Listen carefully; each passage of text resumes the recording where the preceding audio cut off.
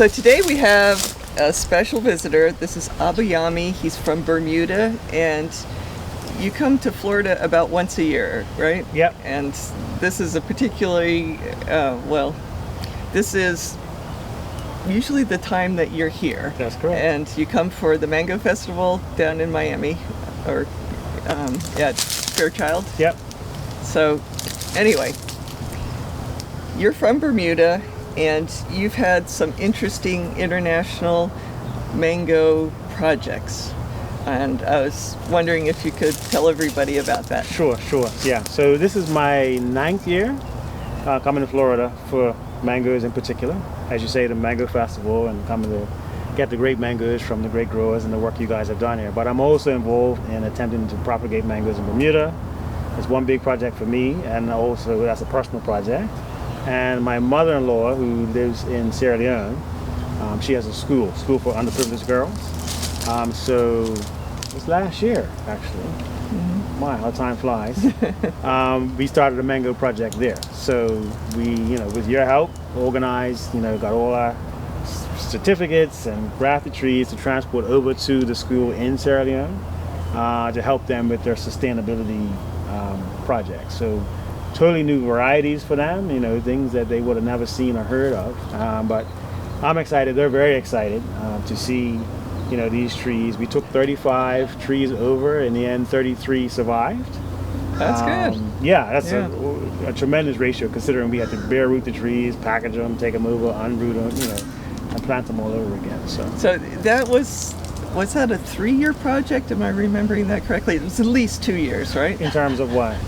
When you first wanted to take the trees over to Sierra Leone, right, to when you actually got them over there. Right, yeah. So you have the idea, but then there's all of the logistics, their readiness to receive them, being able to get them, contacting the authorities, getting the right documentation. So yes, it probably was 3 years ago when we conceived of the idea, and last year we brought it to fruition. And the trees are doing very well. I get pictures, I get updates, and I have to encourage them to prune the trees because they're like, oh, they look so good. I'm like, you got to prune them. I don't care how good they look. But other than that, yeah, things are going really well. So how difficult was it to arrange to take the trees over to Sierra Leone? The process was a bit of a windy road, but in the end, I don't think it was extremely problematic. I think the biggest challenge probably was getting the material and packing the material. I mean, my mother, we wanted to bare root the trees as late as possible before I was going to get on the plane. Mm-hmm. So we probably started about 6 o'clock in the evening, mm-hmm, and we probably finished about 3 o'clock in the morning. And she, when she was a very young child, used to work at a Bermuda forwarders company, so she knows how to pack things really well. Mm-hmm. So I had actually one suitcase for 35 trees, small tree, 3-gallon trees. And it was like, if you ever been to the circus and you see like one clown gets out the car, another one, and you wonder like where are they all coming from? Mm-hmm. Well, I was the reverse, like how did she manage to get all of these trees in one suitcase? Mm-hmm.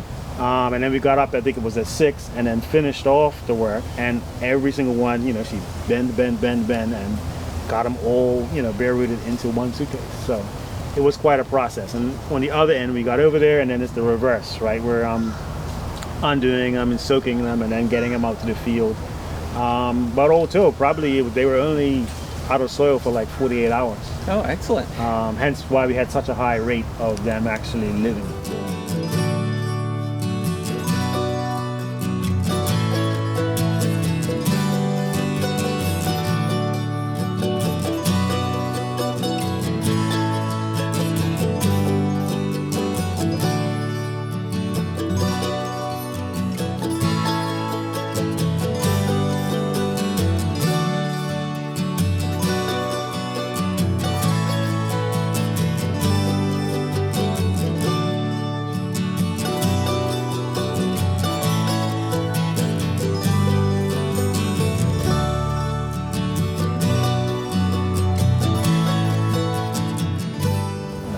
So how was the paperwork and actually, legally getting them into the country?